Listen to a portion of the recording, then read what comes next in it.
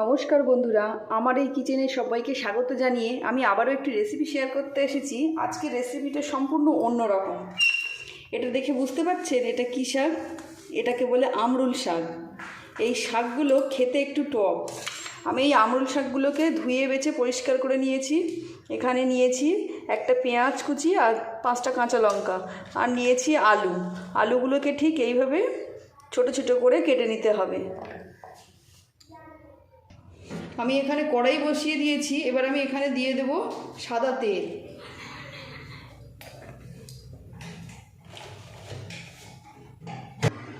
তেল আমার গরম হয়ে গেছে।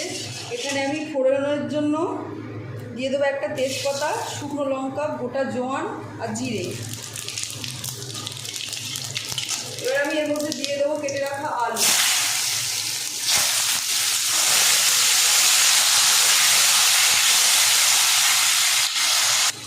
এবার আমি আলুগুলোকে একটু ভালো করে ভেজে নেব।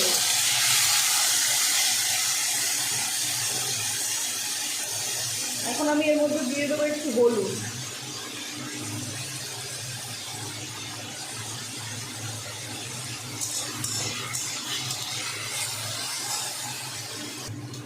আলুগুলো আমার ভেজে নেওয়া হয়ে গেছে। এবার আমি এখানে দিয়ে দেব পরিমাণ মতো লবণ,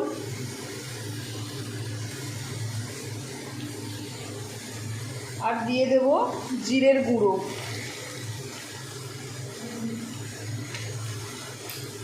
এগুলো দিয়ে আমি ভালো করে আর একটু ভেজে নেব।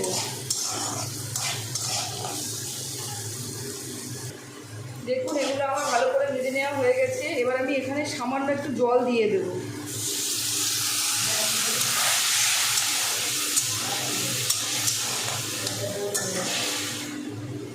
এবার এই জলটা দেওয়া হয়ে গেছে। আমি এটা 5 মিনিটের জন্য চাপা দিয়ে দেব। আমি এই ঢাকাটা খুলে দেখব আলুটা কতটা সিদ্ধ হলো।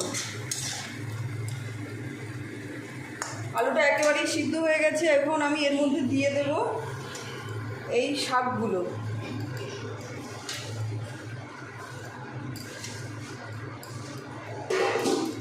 শাকগুলো দিয়ে ভালো করে আলু আর শাকগুলো একসঙ্গে এইভাবে মাখিয়ে নেব।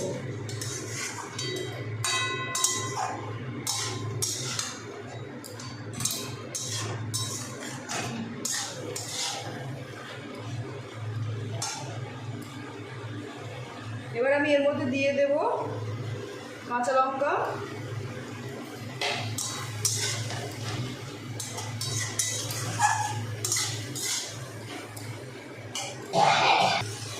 এখন আমি এর মধ্যে দিয়ে দেব কেটে রাখা পেঁয়াজ। একসঙ্গে ভালো করে আবারও নেড়ে চেড়ে